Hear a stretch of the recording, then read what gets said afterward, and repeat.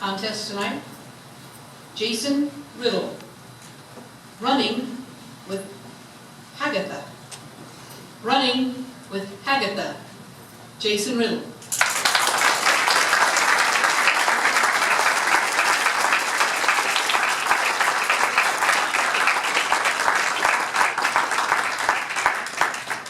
It's been 13 years now since I narrowly escaped death. She should have killed me, or so I thought. Madam Toastmaster, fellow Toastmasters, and to anyone here who's ever felt afraid before, this is the true tale of my run with Hagatha. It was 2003 in the great Colorado Rocky Mountains, and my life revolved around running and adventure.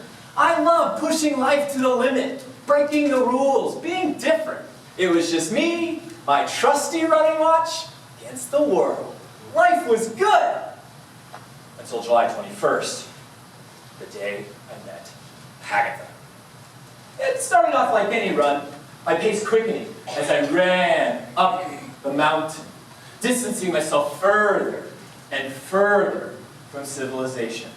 I ran past a small sign. It said something about danger on it. The government's always trying to scare us, right? So I kept going, but that's when I heard a roar. It was like a thunderous mountain lion, Godzilla of a roar. And there, rising from the brush, she had to have been 50, 80, 100 feet tall. The biggest, baddest bear, all bear kind.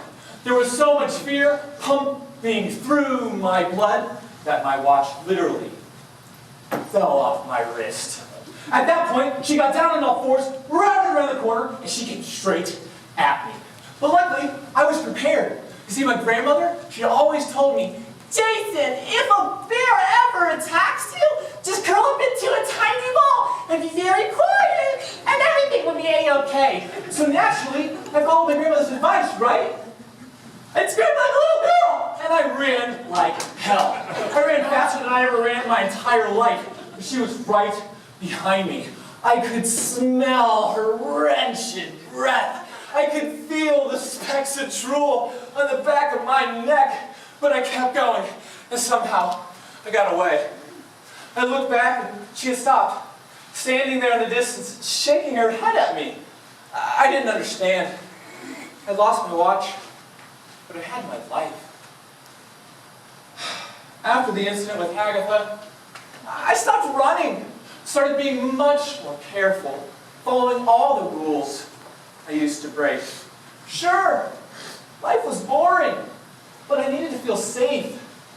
Admittedly, I started scouring the internet over the years, searching for bear attack stories out of the Rocky Mountains. And what I found was that there was this massive bear that kept chasing down all these runners in the Rocky Mountains. She'd chase him down, catch him, look him over real quick, and then just let him go. Not only that, these runners, these victims, they were about my height. They had my unique reddish hair color. And they were all very handsome. Obviously, Hagatha was on the hunt for me. So I doubled down. Safety, security, follow the rules. But it didn't work. You see, earlier this year, I had to go back to the Rocky Mountains for business. I didn't have a choice. And as luck would have it, as I was driving by that same mountain that she chased me 13 years ago, my car broke down. It was no sooner that I emerged from my car than I heard her roar. I looked up, and she was headed straight at me again. I started to run, but this time it was no use. She caught up to me, she towered over me, and I sunk down, awaiting death. Splat!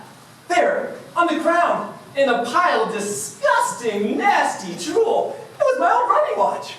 I looked up at her, confused. Now this next part is going to sound crazy, all right? I get it. I know. Bears can't talk. But on this day, as clear as day, Hagatha said to me, "Boy, have you lost your mind?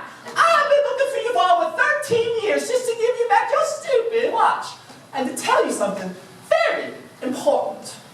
Danger may be real, but fear only exists in your mind.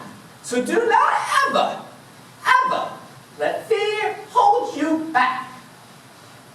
And with that, she turned around and walked back up the mountain. My life was forever changed. It was time for a run. Adam?